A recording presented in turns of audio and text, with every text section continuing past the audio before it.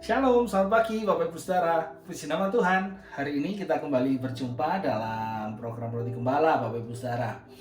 Hari ini kita akan melanjutkan chapter yang keempat ya, dari tema besar kita yaitu Transformer yang diambil dari Roma 12 ayat yang kedua ya, yang bunyinya, janganlah kamu menjadi serupa dengan dunia ini, tetapi berubahlah oleh pembaharuan budimu, sehingga kamu dapat membedakan manakah kehendak Allah, apa yang baik, yang berkenan kepada Allah, dan yang sempurna. Bapak Ibu Saudara, janganlah kita hidup serupa dengan dunia. Sudah kita bahas 3 minggu lalu, kemudian 2 minggu sebelumnya. Tetapi kita diminta perubahan itu dari dalam keluar, bukan dari luar ke dalam. Kemudian minggu lalu kita berbicara mengenai pembaharuan budi. Jadi kalau kita mau menjadi sebuah alat yang Tuhan pakai untuk menjadi orang yang bisa memberikan dampak atau orang yang bisa mengubah dunia atau mengubah orang di sekitar kita, maka kita harus bisa belajar untuk hidup tidak sesuai dengan dunia. Kemudian kita harus bisa hidup ini berubah dari manusia lama menjadi manusia baru. Kemudian minggu lalu kemarin kita juga belajar bahwa harus bisa berubah secara budi kita, pola pikir, mindset kita. Dan hari ini yang keempat kita akan berbicara bagaimana kita bisa membedakan dan hidup dalam kehendak Allah. Ya, di Roma 12 ayat 2 tadi dikatakan bagian terakhir, dapat membedakan manakah kehendak Allah, apa yang baik, yang berkenan kepada Allah, dan yang sempurna. Ya, Bapak Ibu Saudara, di situ kata membedakan itu ditulis dalam bahasa aslinya, ditulis dengan kata drokimasin. Drokimasin yang artinya menguji dengan pasti. Jadi bukan hanya sekedar membedakan, oh ini apel, oh ini jeruk, oh ini anggur, oh ini apa, buah naga, ini durian gitu. Bukan hanya sekedar membedakan itu. Tapi di situ katakan drokimasin ini adalah menguji dengan pasti, dengan benar-benar. Oh ini apel. Bener apel enggak? Oh ya kayak apel, tapi bener apel enggak? Dibelah, digigit, dirasa, oh ya betul apel. Jadi bener-bener tahu dengan pasti, bukan hanya sekedar bisa bedakan, oh ini apel, ini jeruk, enggak, tapi bener-bener tahu dengan pasti. Karena bukan hanya sekedar membedakan salah atau benar, boleh atau tidak. Orang Kristen boleh enggak sih lakukan ini, boleh enggak sih lakukan itu. Tidak seperti itu. Tetapi tanpa kita tanya boleh atau tidak, kalau kita bisa membedakan atau mengerti, membedakan kehendak Allah atau bukan, kalau orang Kristen yang benar-benar dia mengerti firman Tuhan, dia bisa drokimasin, artinya nggak hanya sekedar bilang ini boleh nggak ya, ini boleh nggak ya, tapi dia tahu dengan pasti, oh ini sih nggak apa-apa, tapi bukan kehendak Tuhan. Oh ini nggak boleh, ini dosa. Ini bukan dosa, tetapi bisa menjadi batu sandungan bagi orang lain. Dia mengerti, bisa tahu dengan jelas, bukan sekedar benar atau tidak, salah atau enggak, gitu aja. Nah, kemudian di situ dikatakan membedakan manakah yang kehendak Allah. Artinya kita mengerti dengan benar, ini kehendak Allah, pasti kehendak Allah, yang ini bukan. Ya, itu tadi drokimasin. Kemudian apa yang baik? Kata yang baik itu ditulis dengan kata agathon. Agathon. Agathon ini artinya tidak hanya untuk kesenangan diri sendiri.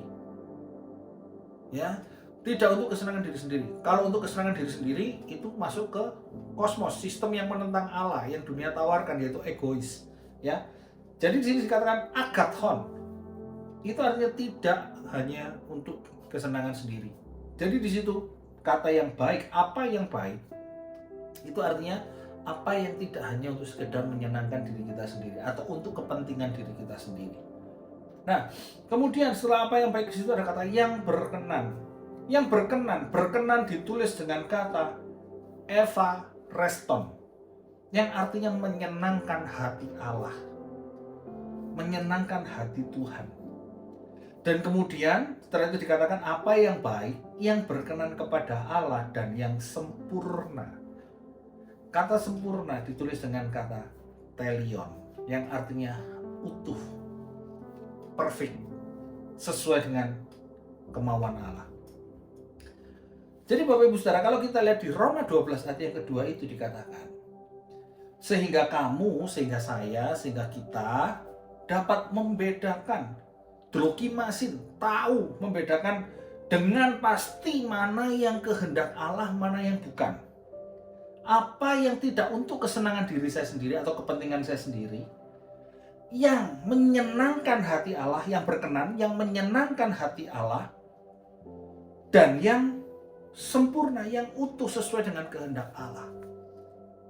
Jadi untuk kita bisa menjadi transformer, menjadi orang yang memiliki dampak yang bisa merubah orang di sekitar kita, maka perlu kita mengetahui dalam hidup ini apa yang jadi benar-benar kehendak Allah itu apa. Kita tahu dengan pasti, oh ini kehendak Allah, oh ini keinginan kehendak dagingku, oh ini kehendak hatiku. Itu kita bisa tahu.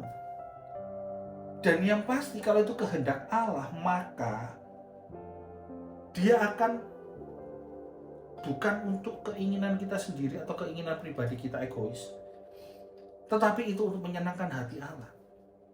Dan itu merupakan suatu hal yang sempurna untuk kemuliaan Allah.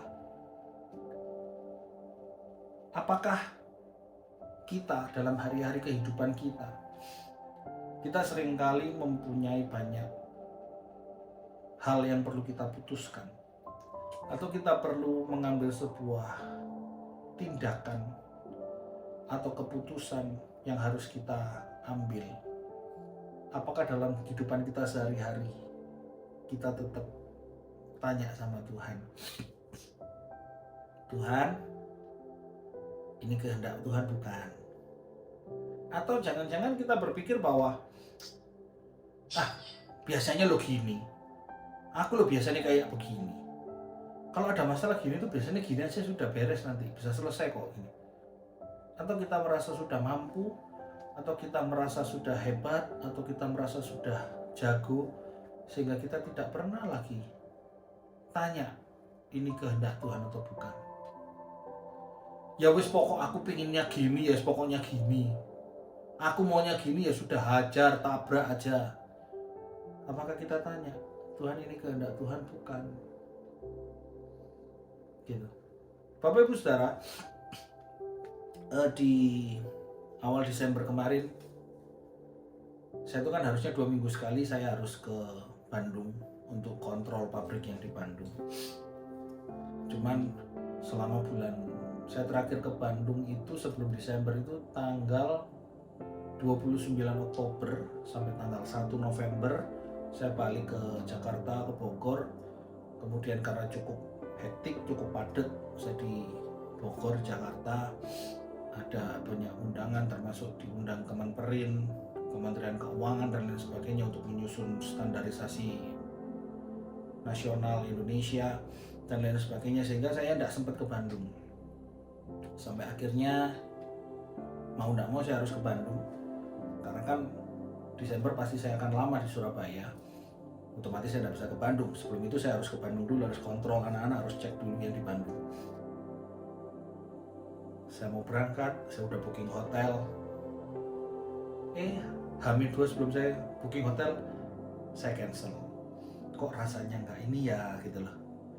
Sampai akhirnya saya ngomong sama istri saya, udah aku besok ke Bandung dah, aku PP aja, bilang. Aku bawa mobil, berangkat sendiri, langsung balik pulang. Istri saya ngomong, ngapain sih? Kalau kamu PP jangan naik mobil sendirian lagi, nanti ada apa-apa di jalan. Terus istri saya bilang, udah naik bus aja. Bapak Ibu yang nggak tahu, bus itu kereta cepatnya kita Indonesia, itu rutenya sampai saat ini masih di Jakarta Bandung ya, Jakarta Bandung yang biasanya kalau kendaraan pakai mobil saya tempuh itu 2 jam sampai 2 jam setengah. Kalau bus itu cuma 45 menit Bapak Ibu Saudara, dari Jakarta udah sampai Bandung. Saya bilang udah naik bus saja lah, PP berangkat pagi sore balik lagi. Terus saya itu naik bus apa naik mobil, naik bus apa naik mobil. Karena kalau naik bus saya harus berangkatnya lebih pagi. Karena saya ngambil tiket yang jam 8, otomatis saya berangkat dari rumah saya ke stasiunnya bus dulu di Jakarta Timur.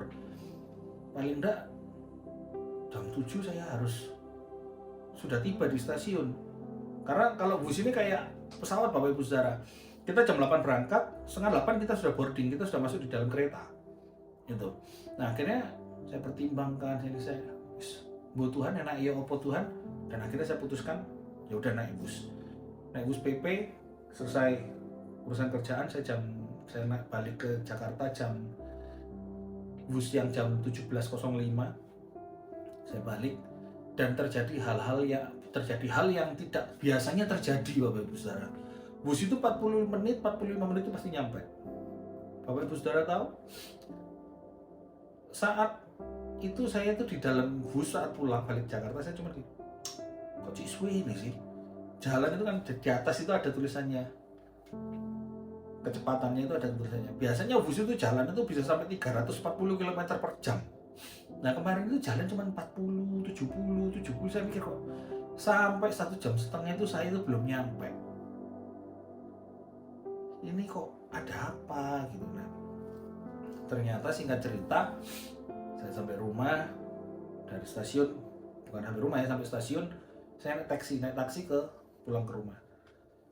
Saya nanya sama sopir taksinya, Pak ada apa tadi kok tumben sampai ini? Oh iya Pak, tadi katanya itu ada macet di tol begini. Nah ternyata malam istri saya scrolling IG, ternyata bener Bapak Ibu Saudara, di tol yang harusnya saya lewatin kalau saya bawa mobil, itu ada kecelakaan beruntun. 9 mobil tabrakan jadi 1. Bayangin. Kalau misalnya saya tidak nurut, saya tidak tanya Tuhan, saya tidak minta petunjuk Tuhan, terus saya bawa mobil, bisa saja saya salah satu dari korban yang ada. Tapi puji Tuhan, saya ada sampai hari ini, bisa nyampein roti gembala. Itu karena saya belajar setiap hidup, belajar tanya Tuhan, bener enggak Tuhan, ini kehendak Tuhan bukan. Karena apa? Kehendak Tuhan itu adalah sempurna, yang terbaik, utuh gitu. Jadi di Amsal 3 ayat 5-6 di situ dikatakan, percayalah kepada Tuhan dengan segenap hatimu dan jangan bersandar pada pengertianmu sendiri. Akuilah Dia dalam segala lakumu, maka Ia akan meluruskan jalanmu. Ini seringkali kita mengambil keputusan atau kita melakukan sesuatu, kita sudah tidak nanya Tuhan, ini kehendak Tuhan bukan, bodoh amat lah. Aku suka gini hajar, aku suka gini gas, aku maunya begini jalan, tanpa tanya Tuhan. Tapi kalau kita mau jadi seorang transformer yang bisa memberikan dampak, bisa mempengaruhi orang di sekitar kita, bisa mengubah orang di sekitar kita, hendaknya kita juga belajar. Kita tahu membedakan mana yang kehendak Allah, mana yang bukan. Bukan sekedar hanya membedakan, tapi tahu dengan pasti mana yang harus kita lakukan, mana yang tidak boleh kita lakukan, apa yang harus kita lakukan. Oh ini nggak dosa, tapi kalau saya lakukan nanti dampaknya begini. Atau oh ini nggak boleh. Nah, itu kita harus tahu. Dan kita tidak hanya memikirkan kepentingan kita, tetapi biar apa yang kita lakukan ini kehendak Allah, bisa membuat Allah disenangkan melalui kehidupan kita. Amin. Jadi Bapak Ibu Saudara, mari kita sama-sama belajar. Kita minta Tuhan untuk kita bisa membedakan kehendak Allah atau bukan. Apakah dalam kehidupan kita masih sering libatin Tuhan, sering nanya Tuhan dalam kita pengambilan keputusan atau melakukan sesuatu? Atau jangan-jangan kita sudah lupa dengan itu, karena kita sudah merasa hebat, kita sudah merasa jago, kita sudah merasa pinter, sehingga kita lupa, tidak pernah tanya sama Tuhan. Apa maunya kita? Gas. Apa maunya kita? Hajar, gitu aja. Biarlah ini jadi perenungan kita bersama pagi hari ini. Dan saya berdoa kita semua selalu ada dalam kehendak dan rencana Tuhan. Mari kita sama-sama tundukkan kepala dan berdoa. Bapak, kami bersyukur, terima kasih Tuhan. Tuhan sudah kembali mengingatkan kami untuk kami boleh mengerti dengan pasti mana yang jadi kehendak Tuhan, mana yang bukan, mana yang menyenangkan Tuhan, mana yang tidak, mana yang untuk membuat kami kepentingan kami pribadi, mana yang bisa menjadi berkat buat orang lain. Biarlah Tuhan Kau selalu berikan kami hikmat. Kau tunjukkan kami supaya kami boleh mengerti mana yang jadi kehendak Tuhan, mana yang bukan. Dan biarlah semua itu untuk kemuliaan nama Tuhan. Roh Kudus, Kau selalu ingatkan kami, Kau selalu pimpin kami, Roh Kudus, supaya kami tidak sampai salah melangkah. Karena apa yang menjadi kehendak Tuhan itu pasti yang terbaik dalam hidup kami. Bukan apa yang jadi kehendak kami, bukan apa yang jadi keputusan atau pemikiran kami, tetapi kehendak Tuhanlah yang terbaik dalam setiap kehidupan kami. Terima kasih Bapak, terima kasih. Hamba-Mu doakan bagi jemaat Tuhan dimanapun mereka berada. Biarlah Tuhan memberkati setiap mereka. Tuhan berkati dengan damai sejahtera sukacita, perlindungan, penyertaan yang sempurna, pemeliharaan Tuhan. Berkat jasmani, berkat rohani Tuhan limpahkan atas setiap kehidupan mereka, supaya melalui kehidupan jemaat Tuhan, nama Tuhan dipermuliakan. Terima kasih Bapa. Roh Kudus, Kau selalu pimpin sertai kami sepanjang hari ini, supaya sepanjang hari ini kami boleh menyenangkan hati Tuhan. Terima kasih Bapa. Di dalam nama Tuhan Yesus kami berdoa. Haleluya. Amin. Selamat pagi Bapak Ibu Saudara. Mari kita sama-sama belajar untuk kita selalu ada dalam kehendak Tuhan. Tanya Tuhan, Tuhan ini kehendak Tuhan bukan? Kalau bukan, yang mana yang kehendak Tuhan? Kita selalu libatkan Tuhan dalam kehidupan kita. Saya percaya yang terbaik yang akan Tuhan kerjakan, dan hidup kita bisa menjadi dampak bagi orang lain, dan kita bisa menjadi seorang pribadi yang bisa merubah orang di sekitar kita. Selamat pagi, selamat beraktivitas, dan Tuhan Yesus memberkati. God bless you all.